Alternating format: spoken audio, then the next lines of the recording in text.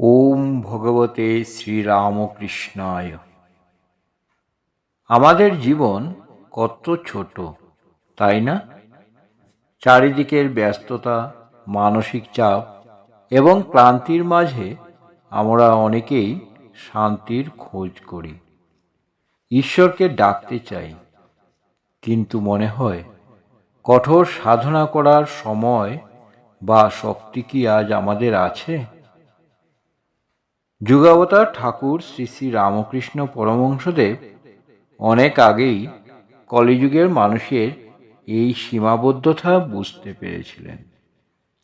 তিনি জানতেন এই যুগে মানুষের জীবন অন্নগত প্রাণ, অর্থাৎ অন্ন বস্ত্রের চিন্তাতেই আমাদের অর্ধেক শক্তি শেষ হয়ে যায়, আমাদের আয়ুও কম, আর কঠিন তপস্যা করার সামর্থ্য সীমিত।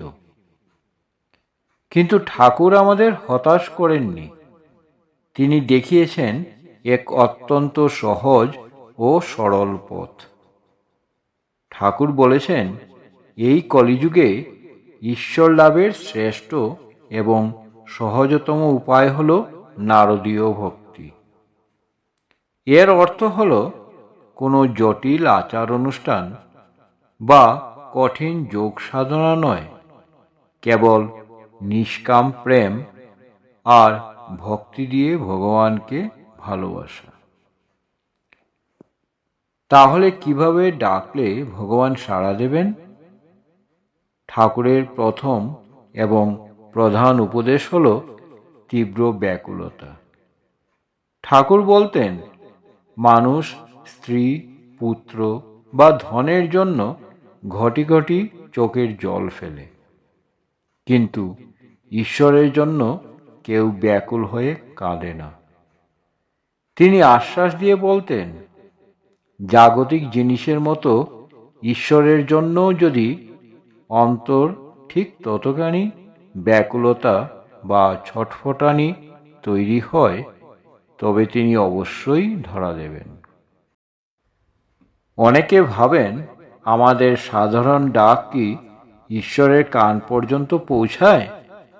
ঠাকুরের উত্তর ছিল অত্যন্ত মধুর।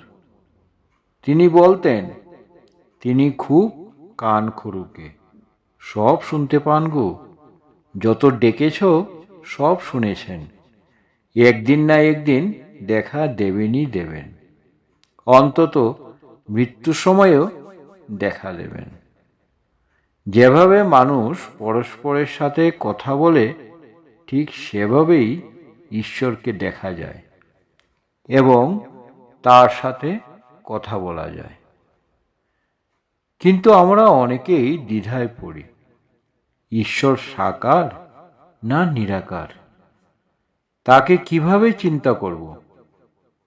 এই সংশয় দূর করতে ঠাকুর দিয়েছেন এক অদ্ভুত সহজ উপায়। তিনি বলেছেন, যদি কেউ ঈশ্বরের রূপ বা স্বরূপ বুঝতে না পারে, তবে সে যেন একান্তে গিয়ে সরল মনে এইভাবে প্রার্থনা করে, হে ভগবান, তুমি সাকার কি নিরাকার আমি বুঝতে পারি না, তুমি যাহাই হও আমায় কৃপা করো, দেখা দাও। মনের গভীর থেকে এই আবেগে ডাকলে ঈশ্বর নিজেই ভক্তকে সঠিক পথ দেখিয়ে দেন। ঠাকুর শ্রীরামকৃষ্ণের সমস্ত উপদেশের মূল কথাটি খুবই স্পষ্ট।